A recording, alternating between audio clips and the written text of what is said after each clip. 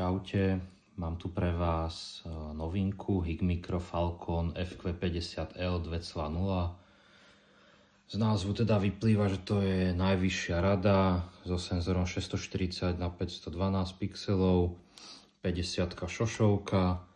Označenie L nám hovorí teda, že je to verzia s ďalkomerom.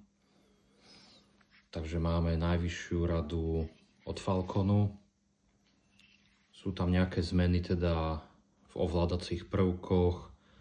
Zapínanie už tu na boku, nie je klasicky ako bolo tu na vrchu. Ostriace koliesko na zaostrenie vlastne obrazu, niekedy bolo celé tu vpredu, teraz to máme tu vzadu. Inak ostatné ovládacie prvky by som povedal, že sú rovnako. Vzadu je doostrenie dioptrií, ovládacie prvky, dlhé podržanie menu, krátke stlačenia, meníme si teda obrazové palety, tlačidlo pri vás, tam si približujete, teda dávate digitálny zoom, tlačidlo od vás, zapínate si ďalkomer, prípadne nahrávate. Ďalšou zmenou teda je, ako som hovoril, teda usporiadanie prvkov. Máme tam novú batériu, ja som si ich tu pripravil, aby ste ich videli. Je to porovnanie, teraz nová 21700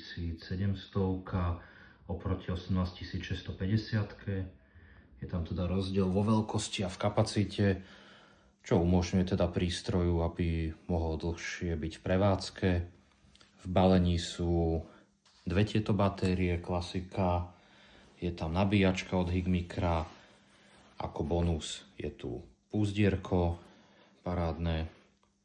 Prístroj tam sadne úplne do toho elegantne. Balenie vyzerá takýmto spôsobom. Tuto sú nejaké popruhy vo vnútri. Jeden, druhý káblik na prepojenie v prípade, ak chcete robiť aktualizácie cez počítač alebo sa dostať k vašim fotkám, prípadne k videám, ako som hovoril. Vo vnútri Higmicro nabíjačka, dve batérie. Prístroj inak má klasicky vlastne, ako som spomínal, senzor 640 na 512. Šošovka je 50. Ďalkomer zabudovaný v šošovke, čo teda teraz vidíme prvýkrát u Falconu. Citlivosť senzoru je 15 mK, takže sa jedná o rovnaký senzor, ako je v Stellari SQ50 L 3.0. Takže to vykreslenie je tam už dosť na úrovni.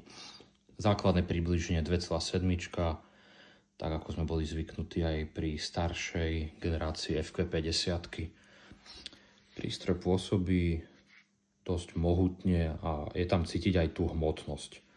Komu to nevadí a je vlastne zástancom alebo komu sa páčil teda Falcon prvej generácie, myslím, že to nebude zlá voľba. Určite kvalita obrazu je perfektná, prístroj je dobre spracovaný, neviem čo tomu zatiaľ vytknúť, treba to otestovať v teréne a myslím si, že určite to nebude zlá voľba.